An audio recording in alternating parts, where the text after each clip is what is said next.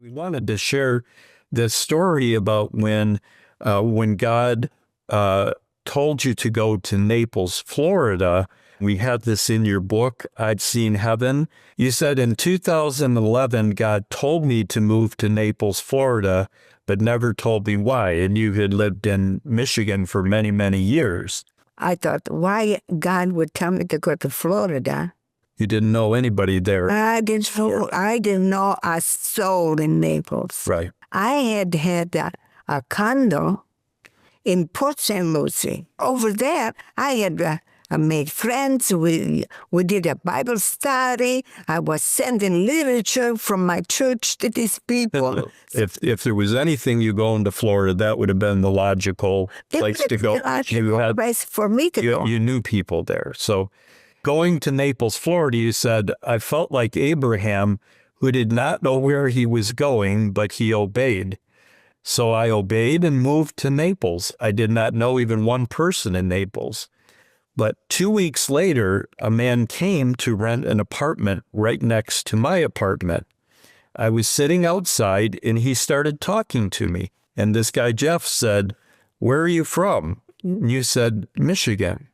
He said, "What did you do in Michigan?" I said, "I had a business in Michigan and I am the founding pastor of a few churches." He said, "What are you doing in Naples?" And you said, "If you're not a Christian, you're not going to understand this." But he said, "I am a Christian. I'm Methodist and I teach Sunday school, so try me." So you told him how God directed you to come to Naples. And then he said, "Oh, now I know why God told you to come to Naples. I have a friend who is a pastor whose wife left him a few weeks ago, and he's very depressed. He's having a hard time doing church. If you would help him until he comes out of this depression, that would be wonderful." I said, "I'm very lonely over here." No. I said, "I'm so used to be around people because I had a church, I had a business." I said, "I'm always around people there. Right. I don't know nobody here." I said, "As a matter of fact, can you come with your wife and your kids and we have Bible study in my apartment?" I was looking for a companion, somebody to get to know. And then you said, so I gave Jeff my number, and the next day the pastor called me and he asked you to help him. And then after a month, the pastor decided he wanted to stop doing church and get into business. So he gave you the church to pastor. It started with 50 people there, but they hadn't been taught the message of faith. So one of the first things you did was to start talking to the people about faith and relationship with God. And then over the course of 5 years, the church grew to over 600 people.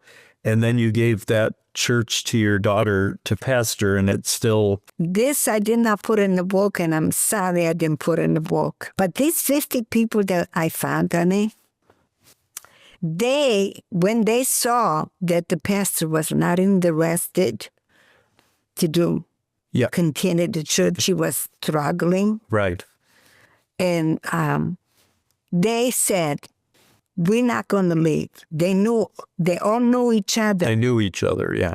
And they did not want to get separated. Leave each other. Yeah. To go to different churches. Right. They said, one person, Maria, she said, "I gathered everybody and I told them," she said, "we're not going to leave. We're just going to pray that God's going to send another pastor." Mm-hmm. Mm-hmm. That's when she told me that. Yeah. That's when I understood why Naples, this is the way God works. Yes. He sees sincere hearts. Mm-hmm. And so they were saying, we're not going to get ourselves separated to go to a different church. We're going to stay together, and we're going to believe God is He's going to send somebody to us. Wow. Yeah, it's a miracle. And that's why God came upon me, yes, Naples, Florida, and not Port St. Lucie. Right.